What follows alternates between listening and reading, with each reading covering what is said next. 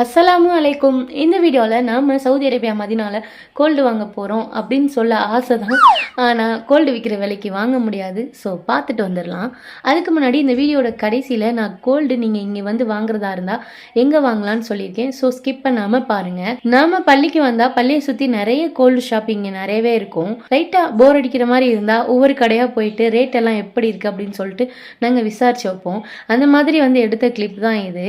Gulf கண்ட்ரியில் gold ரேட்லாம் கம்மியாமே அப்படின்னு என்கிட்ட சில பேர் கேட்டாங்க. அந்த மாதிரி பெரிய வித்தியாசம்லாம் கிடையாது. இங்கே நீங்கள் ஜுவல்லாக எடுத்தீங்கன்னா 15% ஜிஎஸ்டி ப்ளஸ் மேக்கிங் சார்ஜ் இருக்குது. ஆனால் இதே காயினா எடுத்தீங்கன்னா அந்த மாதிரி எதுவுமே கிடையாது.